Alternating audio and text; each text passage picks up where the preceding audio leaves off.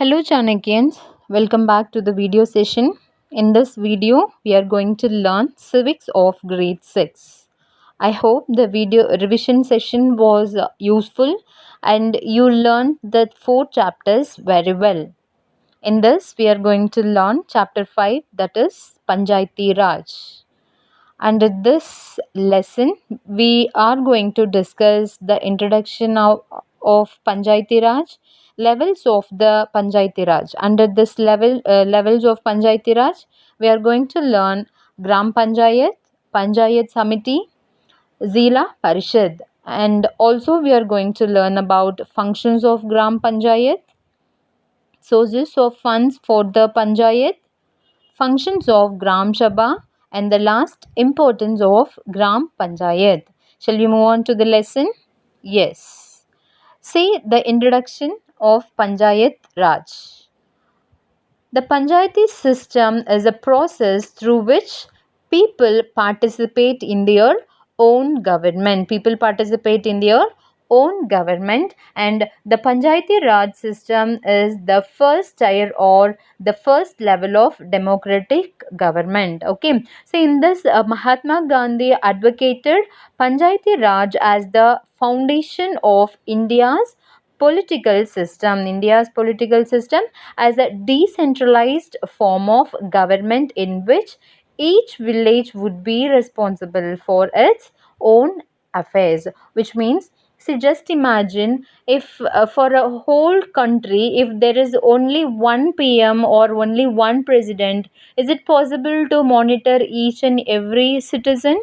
No, it is not possible. That's why the government has decentralized several functions to the Panchayati Raj. Okay, this has been done to include people at the lowest levels in the decision making process. Okay, see, the Panchayati Raj system was first adopted by the state of Bihar by Bihar Panchayat Raj Act of 1947, and later it was implemented by Rajasthan on 2nd October 1959.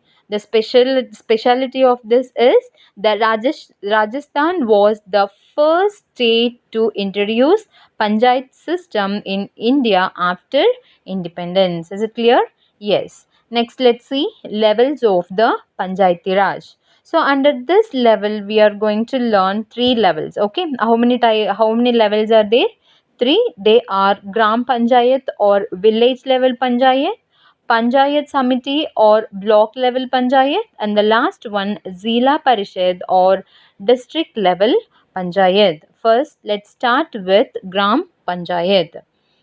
So, the Gram Panchayat is composed of elected members. It composed of elected members. Okay. Yes, a Gram Panchayat can have members from several small villages as well as from a single large villages. Okay. The tenure of a Gram Panchayat is for 5 years. So every fifth year they'll be getting the election. The fresh elections are conducted after every 5 years. Is it clear? Yes. Let's see Panch or ward member. What is Panch or ward member? A Gram Panchayat is divided into many wards. It's divided into many wards, and the people of each ward are the responsible to elect a member. They are the responsible to elect a member, and this member is called the Panch or ward member. So I hope you know about your ward member. Just find it who is your ward member. Okay, a Panch has to look after the needs of his constituency. Understand, the Panch or the ward member is the responsible for the needful of each and every, to fulfill the needfulness of each and every citizen in his ward. Is it clear? Yes. Next, let's see Sarpanch. What is Sarpanch? Which means all the punches elected a leader who becomes the Sarpanch, or which means the president of panchayat, which means the president of panchayat. Okay, the sarpanch presides over the meetings of the gram sabha. He presides over the meetings of the gram sabha. Understand? Yes. Secretary of gram sabha. So who's the secretary, how he is elected? The secretary of gram sabha is not an elected member. He is not an elected member. He is appointed by the government. The secretary will be appointed by the government, and the secretary calls the meetings of the gram sabha and keeps a record of the proceedings. So whatever things are happening, whatever steps are taken by the president or the uh, ward member, he is the one who's keeping the record of each and every proceedings. Okay, yes. Next, let's see gram sabha. So what is gram sabha? The meeting of all the adults of a gram panchayat is called the gram sabha. So each and everyone who is eligible to vote, so who will be who is getting eligible to vote, who reaches the age 18. So after more than the age 18, each and every individual are responsible to vote, isn't it? Yes. So anybody who is more than 18 years of age and belongs the gram panchayat can attend the gram sabha. Okay, yes. Next, let's see the functions of gram sabha. Functions of gram sabha. The gram sabha functions to provide checks and balances on the working of the gram panchayat. So what is the function of it? They have to give the checks and balances on the working of the gram panchayat during the meeting of the gram sabha. All the attendants have the right to raise questions if they find some wrongdoing. Okay, if the people, if the citizens or the people who participating in the gram sabha function, they are have they are having the rights to raise question about the facilities or about the law or about the rules which is taken by the gram sabha meeting. Okay, for example, while finalizing the BPL. What is BPL? Below poverty line. While finalizing the below poverty line list, it may happen to include the rich person in that list, or it may exclude the name of a poor person, isn't it? Yes. So they can raise question against such cases. And also similarly, funds for installing hand pumps may not have been properly utilized. So sometimes it happened, they may invest less amount, but they will be receiving more amount from the government. In such case, even that each and every member who's attending the meeting have the rights to raise question against each and every disputes. Okay, yes. And then let's see functions of gram panchayat. What are the functions will be taken from the gram panchayat? Are construction and maintenance of public facilities, and collecting local taxes, excluding government schemes related to generating employment in the village. Okay, so these are the things which are taken by the gram panchayat. Is it clear? Yes. Next, let's see the source of funds for the panchayat. So from where are they getting the funds? It may be the collection of taxes on houses or marketplace, etc. Government scheme funds received through various departments of the government. So through this, the Janpad and Zilla Parishads. Okay, the donations for community workers. Sometimes they may get the donations also. Okay, yes. Next, let's see Panchayat Samiti or block panchayat samiti or block panchayat. So this is the local government body at the taluka or block level. It is taluka or block level.